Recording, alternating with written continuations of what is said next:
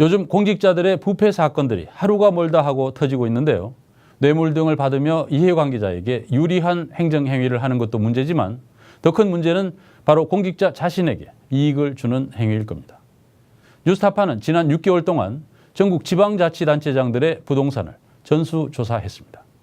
이들이 소유한 부동산의 시세가 어떻게, 왜 변했는지 보기 위해서입니다. 그랬더니 일부 지자체장이 자기 소유의 땅이 포함된 지역에 개발 사업을 시행한 사례들이 드러났습니다. 오대양 기자가 취재했습니다. 지방자치단체가 발표하는 작은 개발사업 하나에도 지역의 땅값은 크게 흔들립니다. 지역의 현안 사업이든 본인이 공약한 사업이든 사업의 추진 여부를 최종 결정할 행정권을 가진 지자체장의 입은 언제나 투자자들의 관심사입니다. 문제는 지자체장 자신이 개발 사업으로 이익을 보는 일 또한 가능하다는 겁니다.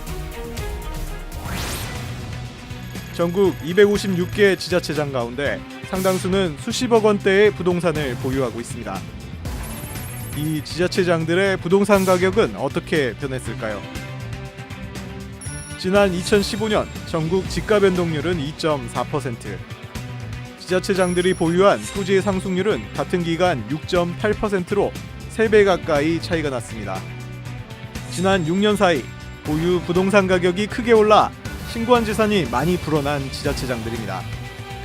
이교범 하남시장의 부동산은 17억 원 넘게 올라 1위를 기록했습니다.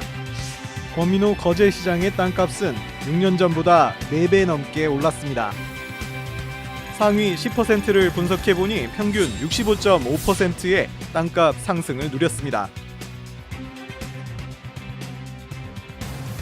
뉴스타파는 지난 6개월 동안 지자체장 땅값 상승의 내막을 추적해왔습니다.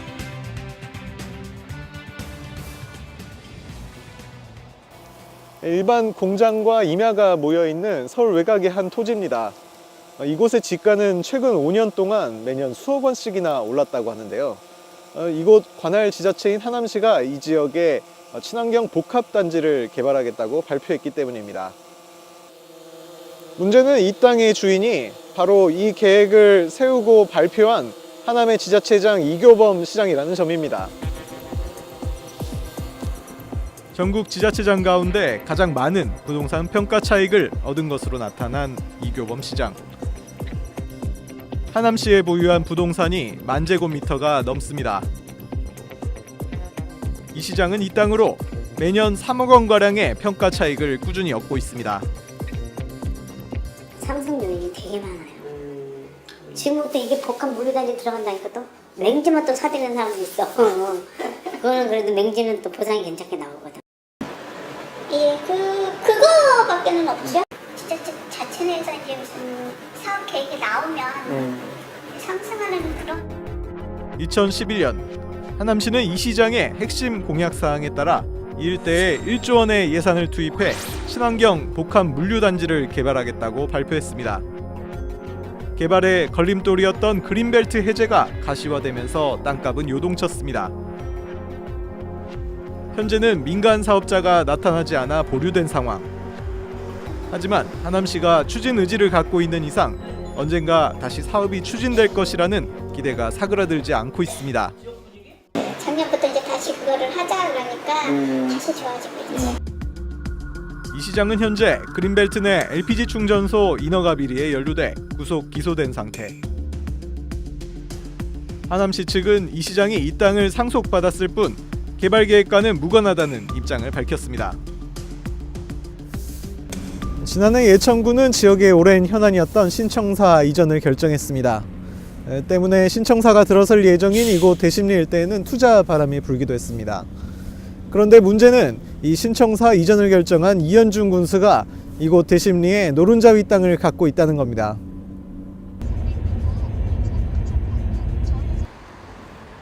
예천군의 중심지인 예천읍.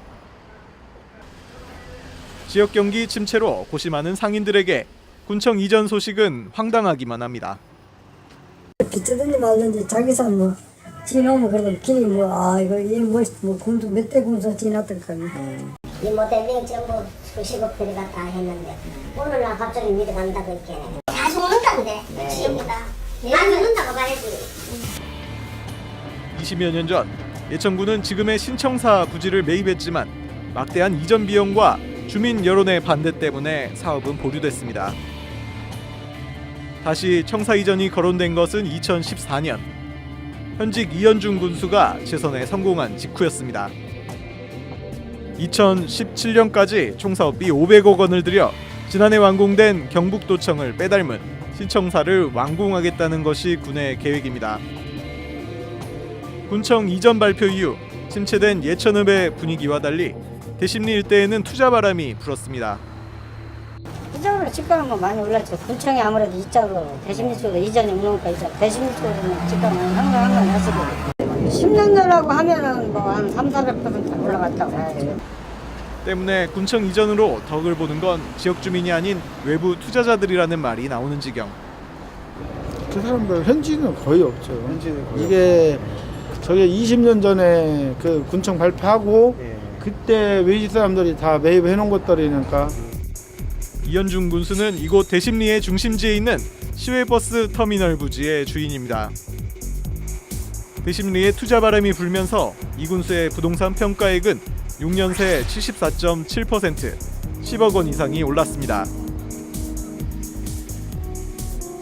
이 군수는 대심리 일대의 지가가 전반적으로 오른 것이기 때문에 문제가 없다는 입장입니다. 실제로 그 군수님 저기 그 토지 지가가 연기 중에 한 5억 원 정도 올랐다고 저희가 감사하고 확인이 좀 했거든요. 그건 뭐 제가 갖고 있는 땅만 오른 것이 아니고 예천 전체적으로 다 그래 오른 거예요. 김규선 연천 군수는 전임 김규태 군수의 동생입니다. 두 형제의 연천 군수직 재임 기간을 합치면 14년에 이릅니다. 김 군수는 지역에 20억 원대의 부동산을 보유한 대표적인 땅 부자 지자체장입니다. 침체된 지역 부동산 경기에도 불구하고 6년 사이 그가 소유한 땅값은 1억 원 이상 늘었습니다. 공교롭게도 2000년대 초부터 시작된 김 군수의 부동산 투자는 이후에 진행된 연천군의 주요 사업들과 궤를 같이 움직입니다. 2002년 친인척으로부터 지분을 사들인 볼링장 부지. 전철화 예정인 경원선 전곡역과 불과 500m 거리에 위치해 있습니다. 일대에는 주거단지와 산업단지가 설정돼 전철이 개통되면 다시 한번 개발 호재가 발생할 가능성이 높습니다. 주거단지가 있고 여기도 있고 하다 보면은 그러다 보면은 이제 이거 하나 생기면 저 상대적으로 이쪽으로도 많이 하고 사람들이 많이 오겠죠. 개발이 되고. 2006년 형 김규배 전임 군수로부터 사들인 밭 바로 앞에는 읍사무소와 공원 등 편의시설이 들어섰고 80년대 사들인 장탄리의 잡종지 앞에는 37번 국도가 새로 개통될 예정입니다. 김 군수는 친인척의 사정 때문에 매입하게 됐을 뿐 투기성 매입은 아니라고 해명했습니다. 제가 남한테 사고 뭐 제가 도시 개발되는 데다 샀을 땐 모르는데 네네. 지금 제가 갖고 있는 땅들이 예. 솔직히 이게 재산 가치는 지금 22억 정도 나오지만 네. 실제로 이게 판매가 안 되는 데입니다 전부. 예. 이게 저희가 참 애를 먹고 있고 네. 그렇게 만들겠어요? 제가 만약에 이런 이해관계로 만약에 그런 일을 하는 사람이라면. 해명은 한결같습니다.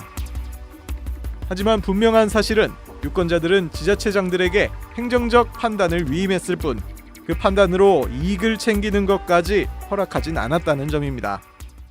자기를 위해서가 아니라 주민을 위해서 일하는 거잖아요.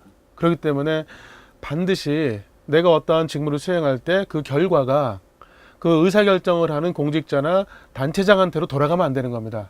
그런 경우라면은 그와 관련된 의사결정을 하지 못하게 한다든지 제한을 한다든지 아니면 그 경우에는 해당 공직자의 재산을 처분하게 하되 거기에서 발생한 일종의 초과 이윤 있지 않습니까? 그 부분은 개인이 갖지 못하게 공공이 환수할 수 있도록 하는 선진국에서 시행하고 있는 정부 윤리법을 참고한 입법이 필요하다는 지적입니다. 공직자가 재산을 등록할 때부터 이해충돌이 있는지 없는지를 심사를 하면서 들어간다는 겁니다. 그러니까 그러한 상황이 발생하는 것을 미연에 방지하는 거죠. 뉴스타파 오대양입니다.